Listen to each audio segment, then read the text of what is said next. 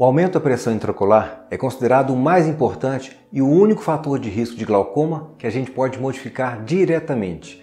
E hoje eu vou falar sobre os fatores e hábitos do nosso estilo de vida que podem afetar a sua pressão intraocular. Dicas do tipo alimentos, atividades físicas e até mesmo sono. E no final eu vou deixar para você uma orientação super importante. Meu nome é Gilson e eu sou oftalmo aqui em Belo Horizonte.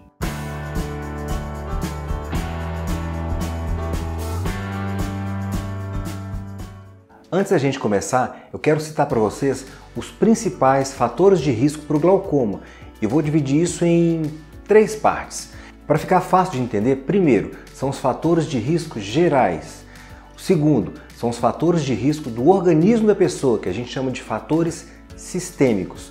E terceiro, fatores de risco presentes no olho da pessoa, que a gente chama de fatores de risco oculares. E entre os fatores gerais a gente tem, número 1, o primeiro, que é a idade acima de 40 anos. Olha, vários estudos já mostraram que o risco relativo de glaucoma aumenta a cada década que passa. Quer dizer, a partir dos 40 anos é da máxima importância fazer um check-up de prevenção. Olha, todos os anos. Esse check-up de prevenção ele inclui a avaliação da visão, que a gente chama de refração. E nessa hora a gente vai medir também a acuidade visual da pessoa, do paciente. Nesse momento a gente mede a pressão intraocular e também a gente faz o exame de fundo de olho. Olha, esse é o check-up mínimo. E dependendo do paciente, muitas vezes outros exames a gente faz também, do tipo campo visual, retinografia, paquimetria ultrassônica, gonioscopia, curva de pressão e muitos outros. Olha, são muitos exames de glaucoma, são vários. Tem OCT, tem muitos. Bom, depois disso a gente vai analisar a raça da pessoa. Os estudos mostraram também que o glaucoma primário de ângulo aberto, que é o tipo mais comum, ele tem uma prevalência maior na raça negra, intermediária nos hispânicos, nos brancos e na população do sudeste asiático. E por último, ele é menor na população do norte da Ásia. Funciona assim, cada doença pode aparecer de forma mais frequente em determinadas raças. É assim mesmo. Aqui no Brasil, por exemplo, a gente tem uma mistura muito grande das raças, então isso fica um pouco mais difícil de ficar tão evidente. Só para você ter uma ideia, existe um tipo específico de glaucoma que chama glaucoma de ângulo fechado, que é um tipo comum entre as populações, por exemplo, dos esquimós, que ficam no norte do planeta, lá no Polo Norte, em pessoas também dos países asiáticos, bem longe daqui, ainda bem. Apesar da gente ter aqui também no Brasil, claro, caso assim também acontece. Agora, o terceiro fator que pode aumentar o risco da pessoa de ter glaucoma chama história familiar positiva, ou seja, é da máxima importância isso. Quem tem glaucoma não sai por aí dizendo que tem glaucoma.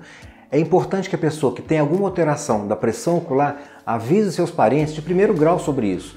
E se você sabe que tem um parente de primeiro grau com glaucoma, mesmo que seu médico não te pergunte sobre isso, avisa ele. Isso é muito importante, tudo bem? Bom, agora eu vou falar um pouquinho sobre a segunda parte, que são os fatores de risco sistêmicos.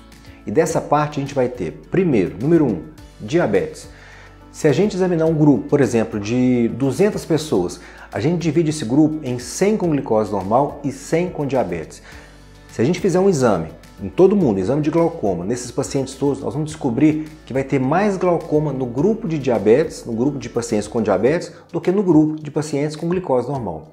O que isso mostra? Isso mostra que o fato da pessoa ter diabetes aumenta o risco dela de desenvolver glaucoma também. Tudo bem? Agora o segundo fator, que é a pressão arterial.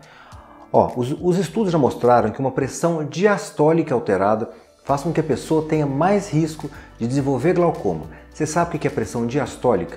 Quando a gente fala, por exemplo, 12 por 8, 14 por 9, 15 por 10, o primeiro número é a pressão sistólica e o segundo é a pressão diastólica. Existe uma situação também que chama hipotensão arterial noturna, ou seja, é a pressão arterial que cai muito quando a pessoa dorme. E esse problema tem uma relação importante com um tipo de glaucoma que chama glaucoma de pressão normal.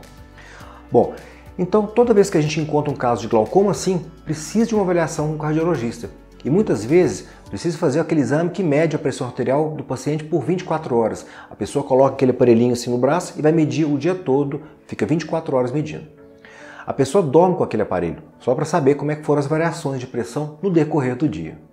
Vocês percebem que tudo tem um tipo, como se fosse uma ligação? Está tudo ligado. Nosso organismo é um organismo único, é um quebra-cabeça todo interligado. As pecinhas, elas são todas conectadas. Mexeu numa parte, vai interferir em outra.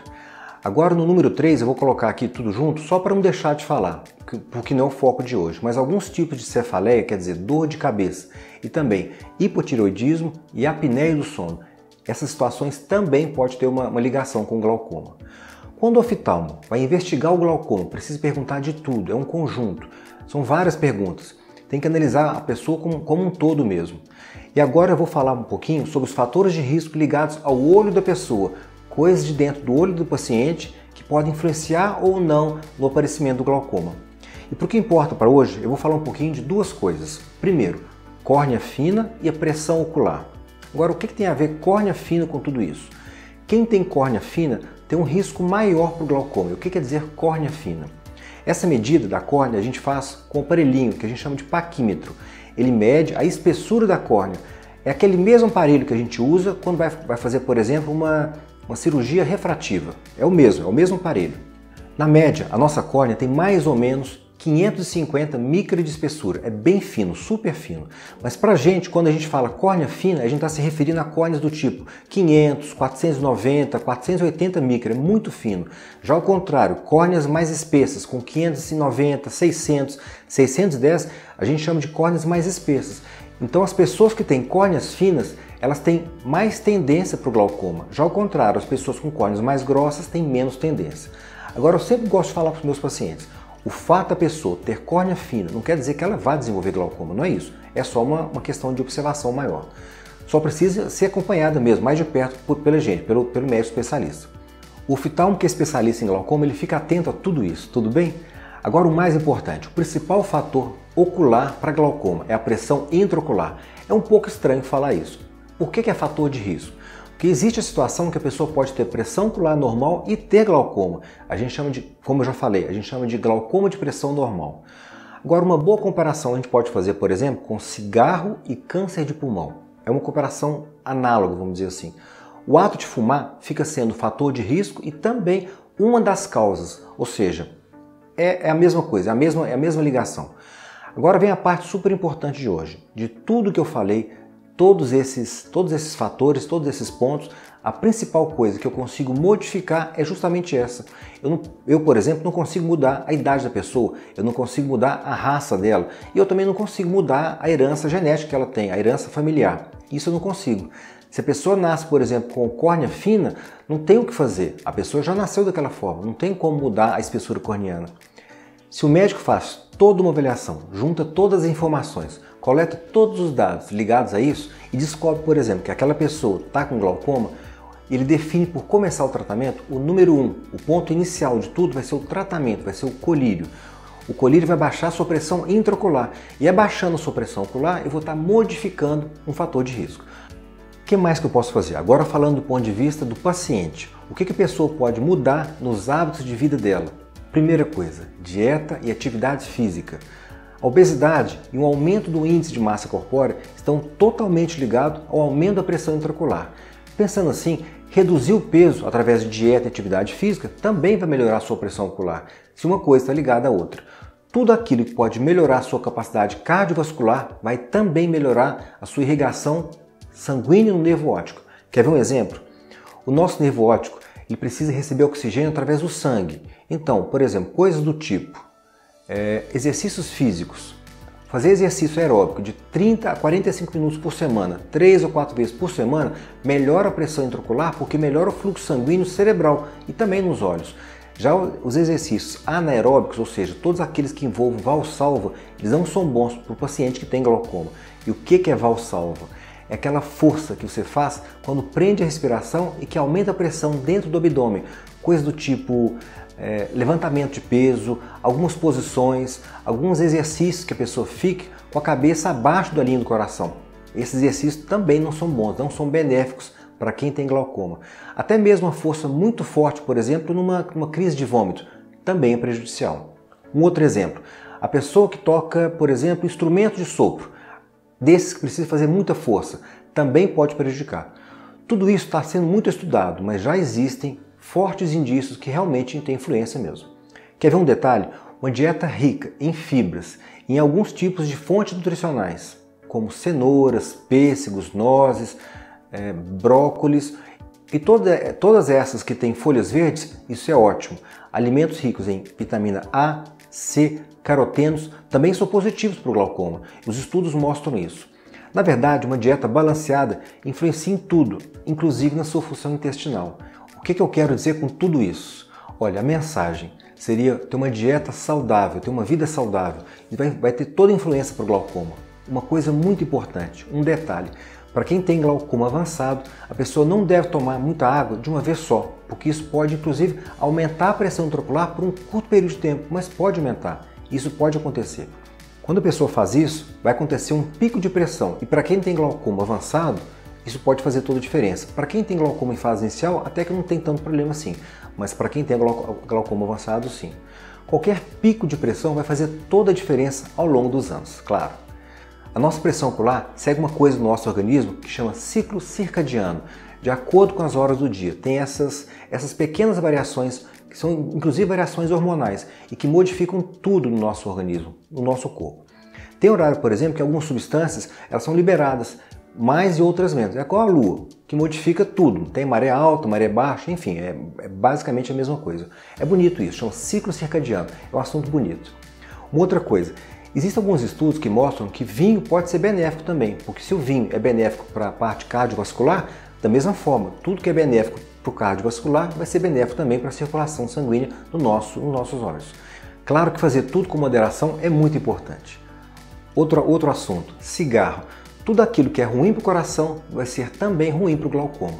Então, cigarro, olha, não precisa nem falar, né? Isso não precisa falar. Além de contribuir também para uma doença que chama DMRI, que é uma patologia ocular importante que um dia a gente vai conversar sobre isso. DMRI. O cigarro aumenta isso. Deu para perceber que tudo aquilo que afeta a nossa parte circulatória tem tudo a ver com o fluxo sanguíneo que vai chegar no nosso nervo óptico, quer dizer, que pode afetar o nervo óptico. E de novo, o nosso nervo óptico ele precisa receber o oxigênio dele certinho, na quantidade certa, do jeito certo. Quer ver um exemplo? Uma pessoa que usa, um homem que usa uma gravata apertada, por exemplo, isso pode também influenciar no glaucoma, isso é negativo. Outro exemplo, diabetes. Se a glicose é alta, piora a chance da pessoa ter glaucoma, tudo que leva a diabetes deve também ser evitado. E o que isso quer dizer? A gente precisa ter uma vida saudável, atividade física aeróbica, evitar cigarro, evitar tudo aquilo que aumente a pressão arterial, comida salgada, com pouca fibra, excesso de açúcar, tudo isso. Claro que tudo que eu falei sobre fatores que podem influenciar precisam ser analisados caso a caso. E o especialista em glaucoma sabe fazer isso. Conversa com ele. Se eu pudesse fazer um resumo de tudo que eu falei aqui hoje, seria: a gente precisa levar um estilo de vida saudável. Isso vai melhorar a sua circulação, seu peso, vai controlar a sua glicose, vai melhorar a sua produção no trabalho, vai melhorar seu sono, vai melhorar, olha, melhora tudo, basicamente tudo. Seu humor melhora, seu humor muda, seu rendimento melhora, fica melhor, a sua vida muda. Deu para perceber que para ter uma boa saúde, a gente precisa modificar o nosso estilo de vida e sempre no sentido de melhorar. A gente precisa andar para frente, nunca para trás. Tudo bem?